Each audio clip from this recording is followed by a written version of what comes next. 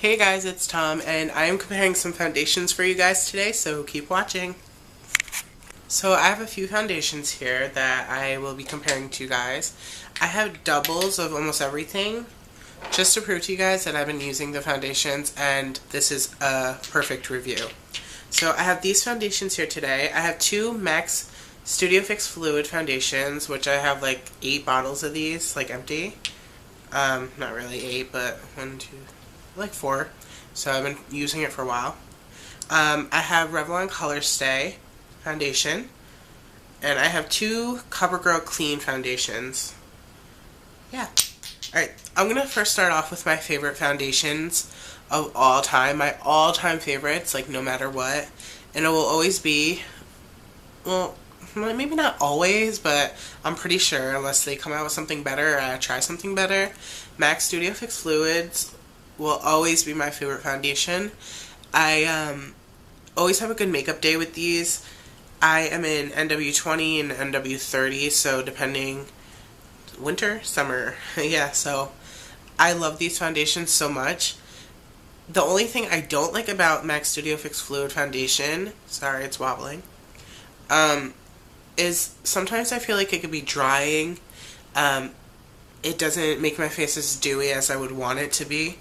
And I also find I crease a lot with this. That sounds like such a dirty word. I realize I crease where I smile. Right here where I go like that face, like I get a little butt crack right here. I crease there. And I crease on top of my eyelids when I have this foundation, so I always have to carry around a compact, like a powder, so I could blot and like touch up, which is so annoying, but maybe I'm applying it wrong. But I always apply my foundations with my hands, but I love this foundation so much. I feel like it gives such a flawless effect. I'm wearing it right now. I would never be really caught wearing anything else other than this foundation. It's a full coverage foundation too. Okay. This is some drama right here.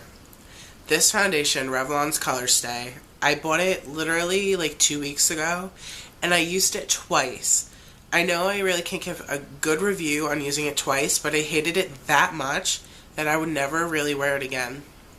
Like literally, I could throw this against a wall right now and I wouldn't even care. But I don't even think my wall deserves to have this on it because it sucks.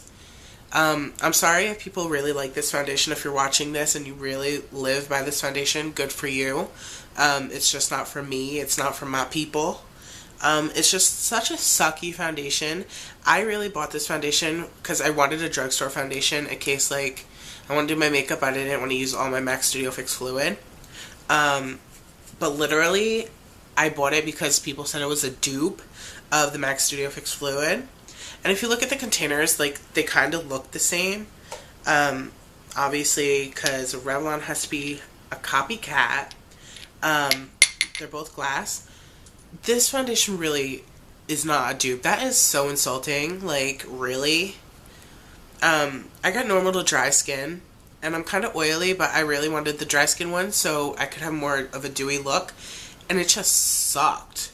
I use my fingers for my foundation, and this was so hard to blend. Like, literally, I would do one side of my face at a time, and it was just impossible. Like, I felt like it was so hard to blend. And you can still see acne through this. This is supposed to be like a medium to full coverage foundation, and it sucked. Like, I hated it. With enough mineralized skin finish natural over this, it kind of worked. But fuck this. Like, I don't like it at all. I would never recommend this to anybody. It pissed me off that day. When I literally wore it that day, I cried. I literally cried because I felt like my makeup looked so bad that day. Yep. So this is CoverGirl's Clean Foundation. These don't have SPF, I don't think. The other two do, but this doesn't. I use this drugstore foundation a lot, actually. It gives me a coverage, but not like a full coverage. You can still see a little acne, but if you have like a pimple or something, you're going to see it. But with enough concealer and powder and stuff, this is awesome. Like, I just love the glow it gives you, and it really does make you look a little fake sometimes, which is so funny because it's like clean makeup. It's supposed to be like not like covering your pores and stuff, but this stuff is not really clean. I'm a full coverage girl, and I'm a flawless, like, fake, like, doll-looking face type of person. This stuff does that for me. And it's not supposed to, but it does. So, thank you, CoverGirl. I love you. So, you obviously know that I love my MAC Studio Fix Fluid Foundation, which is this. This foundation is $26.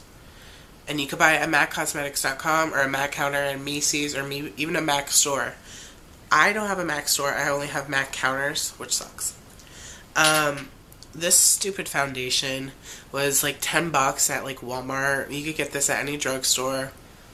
Who cares about the price? You're not buying it anyway, right? This clean foundation, I think it's like $7 a bottle, which isn't too bad, especially for the amount that it's like, it works really good.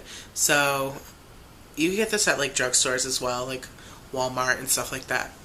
I'm quickly, ew, I forgot that I had lip gloss on it, so I'm like, what the fuck am I touching? I forgot to mention that foundations that I do want to try would be Makeup's Forever HD foundation. I would really like to try that.